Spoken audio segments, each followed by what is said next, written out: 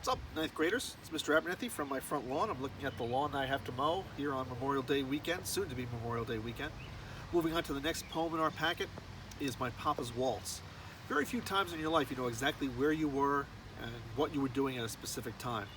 On Saturday, April 24th of 1982, I was at Dowling College sitting in a classroom from 8 to 9 getting English 101, my first instruction. My Papa's Waltz was the very first piece of literature that a teacher ever gave me in college. The first thing that I grappled with as a newly minted 17-year-old, soon-to-be high school graduate. Some of the things that we want to be looking at with My Papa's Waltz is our literary terms, of course. It's written in quatrains. We have four-line stanzas of verse. Okay, quatrain is a four-line stanza of poetry. It, of course, incorporates very easy end rhyme. Hopefully you've all found that pretty easy to mark up. I even have the stanza, the rhyme scheme right here: A, B, C, D, E, F, G, H. It works out perfectly. There's a simile, very important simile, that kind of controls our understanding of the poem in the first stanza. And of course that's a comparison between two things using some sort of qualifier, like, as, seems. Always confused with metaphor. Don't confuse it with metaphor. It's a simile. It's generally a little easier. The controlling or the dominant literary technique, which is what we look at as freshmen. We're trying to get our handle on text analysis. The dominant literary technique has got to be imagery. There's imagery, at least one example, sometimes more, in each and every stanza of poetry. The other thing that I'm going to talk about that other teachers don't talk about, it's not on here, will end up being on my marked up copy, is trap poem. It's not the kind of literary technique that you can look up. It's just a term that professors that I have used in the past that helped me kind of get a handle on My Papa's Waltz. We'll talk about what a trap poem is and what a definition of trap poem might be. Imagery. It doesn't paint a picture in your head. You know, Mr. Abernethy hates that definition of imagery. It's an appeal. It's the use of vocabulary and words by the author to appeal to one or more of our five senses: taste, touch, sight, hearing, smell, all that stuff. Some things that you might want to do as you go through My Papa's Waltz is highlight the verbs. Verbs are very important in this particular poem. And you can also look up words that you don't understand. It has fantastic vocabulary, My Papa's Waltz. Go onto my website, you can go onto my enrichment page. You can hear Theodore Roethke. I think I'm pronouncing his last name correctly. It's either Roethke or Roethke. Read his poem out loud to you on his own. It takes less than 2 minutes. But just in case you can't do that, if you're lazy, here I'm reading My Papa's Waltz to you. First piece of college literature I ever done. The whiskey on your breath could make a small boy dizzy, but I hung on like death. Such waltzing was not easy. We romped until the pans slid from the kitchen shelf. My mother's countenance could not unfrown itself.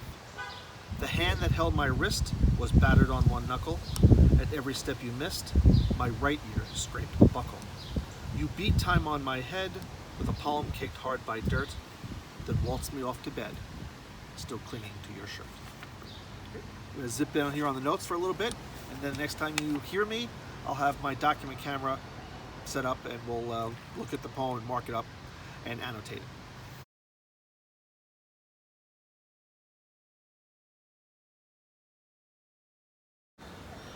Hello, Sachem North. Hopefully you're hearing me. Hopefully this is recording. As we go through the poem and annotate it, I'll try and use different colors for different literary techniques if I can. So sitting down here, we'll use purple for the end rhyme. Here you can see breath and death, pans, countenance. You have to strain the rhyme a little bit. Wrist and mist, head and bed. Then of course, you've got dizzy and easy, shelf itself, knuckle and buckle, dirt and shirt. So there you found your end rhyme. All right, other stuff that we're looking at, as I said on the intro to this, looking for the big simile here in stanza number 1. But I hung on like death. Comparison using like or as. How hard is this little boy? My Papa's Waltz. The whiskey on your breath could make a small boy dizzy. We assume the speaker is a small boy, and he's hanging on like death. He's clutching his father incredibly tightly. All right. And then we're looking at all the different forms of imagery that we're going to find in this particular poem. Probably should have saved the yellow for that because we're going to be using that a lot. Here we go, whiskey on your breath. And this is where I strain and try to make it clear to you. This is image number 1. That imagery is an appeal to one of our 5 senses. The whiskey on your breath could make a small boy dizzy. Nowhere in the poem does Roethke use the word smell or hear or something like that. He appeals to your senses in a much more subtle way. We've all had a relative or a friend or someone that we've met, and we can smell what it's like when they've had alcohol, okay, and they've had maybe too much alcohol. And we romped until the pans slid from the kitchen shelf. Here's image number 2. Okay, it's an appeal to our sense of hearing. If you go into your kitchen right now, I'm sure your mom and dad will be thrilled. Take whatever pots and pans you can find and just have some of them slide onto the floor. So without saying crash, bang, without using onomatopoeia, Roethke has appealed to our sense of hearing. And here's a straight another image. This would be image number 3. Okay, my mother's countenance could not unfrown itself. Countenance is someone's face, what they look like. My mother's face, my mother's look could not unfrown itself. So the mother sees this going on, the child hanging on like death. The father is apparently been drinking, and they're romping in the kitchen. That's another one of those verbs you might have to look up, along with countenance being the face. Romped means to play. Puppies romp and stuff like that. My mother's countenance could not unfrown itself. We all know what a disapproving mother has looked like at one time or another. Mom's looked at us and given us that look that just knows that we know we're in trouble. The hand that held my wrist was battered on one knuckle, another visual image, but it's also the hand that held. We might not know what that feels like, but if you can imagine a knuckle being broken because of hard work or of hitting something, we can see it and feel it. At every step you missed, my right ear scraped a buckle. So there's number 4, there's number 5. Imagine taking your hoodie off really fast and how that would feel, how that would scrape your ear. If the zipper catches your ear, that would hurt. Imagine your ear scraping a belt buckle. You beat time on my head with a palm caked hard by dirt. Have you ever gotten thumped on by somebody? Then waltzed me off to bed, still clinging to your shirt. Number 7, perhaps a visual image of the father taking the son to bed. Why do I pair these poems together with What's the Matter Here? Again, it's going to lead me to my analysis there of trap poem. So there's end rhyme. The yellow is imagery. I'm sorry, yellow is simile. Simile. And the blue is all the images. Okay. Well, we have a buckle up here in What's the Matter Here as well. If you don't sit in this chair straight, I'll take this belt from around my waist and don't think that I won't use it.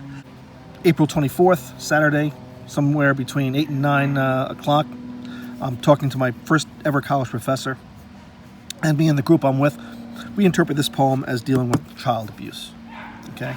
She then plays us a recording of Roethke talking about his poem and getting feedback from the audience. People say, well, was it difficult? Was it autobiographical? Was it tough growing up in your house with your father being an alcoholic? And Roethke dismissed all of it. He said, no, I had a wonderful upbringing. I had great parents. I had great brothers and sisters. We ran a florist/nursery, so my father worked hard all the time.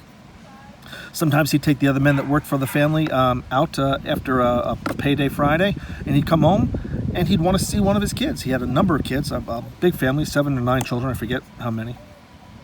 And he'd have one of us up while he had his dinner that my mom kept warm. So this is when I get to the point of a trap poem. Okay.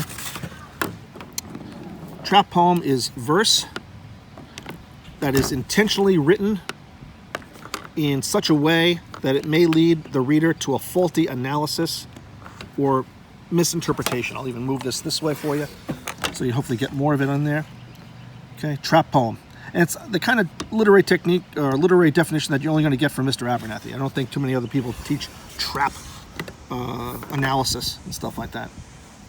Roethke wanted you, I think, intentionally to strain to get the true meaning of his poem. If it is autobiographical, he dismisses it and says, no, this is a lovely childhood memory. This is nothing but good times. I loved my dad. My dad was great to me. Father's a hard-working man here in the first stanza. Having a drink after work on a Friday is certainly not illegal. He doesn't say my father's drunk, he just says the whiskey on your breath was very strong. I hung on like death, such waltzing was not easy. I'm going to try and use another colored pen here. I got red. Let's see if I can show you. We've got hung on is a verb, waltzing, romped, on frown, hand that held, battered, scraped, waltzed, beat, palm caked hard, and clinging. So depending on how you read these verbs really kind of depends on the type of analysis that you come up. And Roethke says this is a lovely childhood memory. He tricked me. He tricked 17-year-old Mr. Abernethy. And I think that's part of the fun. It's part of the academic rigor of poetry like this. You have to strain to sometimes really analyze it as deeply as the poem and the work warrants. This is a happy childhood memory. My father got me up and he took me into the kitchen. We were fooling around. My mom wasn't too happy. She had probably just given me a bath on a Friday night, got me into bed, probably just got me sleeping. Now my father's turned on the radio and we're dancing in the kitchen together. I find young ladies tend to get this poem before young boys do. A number of young girls have danced with their fathers at weddings and other family events, and you stand on your father's feet. That's why at every step you missed, my right ear scraped a buckle. It's not the same kind of belt buckle that's being used as a threat here. This is a young girl or a young boy or a young child who's standing on their father's feet while they dance. Maybe it's the jitterbug, maybe it's a waltz, maybe it's whatever it is. But it's not intentional. Father's not trying to hurt the child. The child's not being beaten with the belt buckle. It's just how they are dancing together. You beat time on my head with a palm caked hard by dirt. This is a father who's a hard-working man and is not intending to hurt his child at all. But I love this poem. This is a fantastic poem, and I like it because of its complexity and because it can be looked at in a number of different ways. I love the vocabulary. I love countenance. I love unfrown. I love even things like waltzing. I had to look up and find out what a waltz is. It's a slow, formal dance, generally done at formal occasions, weddings and stuff. So he's not really waltzing with his father. They'd have to look up romped. They're playing. This is a positive thing. So some of the verbs here can be interpreted numerous different ways. But the overall thing we're trying to get with, and why I paired these two together, here's a poem about child abuse where the speaker should be the person taking action, whereas in My Papa's Waltz, this is a young child looking back on a fond childhood memory with their parent. Don't let it fool you. I intentionally trapped you by giving you a poem about child abuse beforehand. Then you had to kind of struggle with this maybe a little bit to understand My Papa's Waltz being a positive and happy childhood memory. But that's the great thing about literature. There are lots of different ways to look at literature and lots of different ways to look at other pieces of literature. So once again, today our sponsors have been NRhyme, Simile Images. I hope you noticed when I was wearing my Team USA men's soccer jersey. That was for our good friend Ryan Verbanek. Ryan's a sponsor today. I miss all of you people very, very much. I hope my analysis here has helped. I hope my notes have helped. Email me with whatever you got, or shoot me something through Google Classroom once I had this up on Google Classroom. Let me know if you enjoyed these two poems and how they are paired. An adult looking on the topic of child abuse, whereas the poem turns it on its head and says that you have to be the hero, you have to take charge of this serious topic. The speaker here is going to chicken out at the end. My Papa's Waltz, a fond childhood memory that can be read in a couple different ways, and it's Theodore Roethke making you work, I think, a little harder to get the true meaning and essence of the poem. I hope you're all well. I hope you're all safe. 98 of you have signed up for my Google Classroom. Let's try and get the last, what did that be? 28 of you who have not get on there as soon as humanly possible. Miss you guys. I hope to see you soon. Obviously, it's not going to be here in June, but hopefully September we'll be back to a more traditional way of teaching, more traditional classroom setting. I can see all you folks and we can say a proper goodbye, proper end of ninth grade to each other. All right, bye-bye.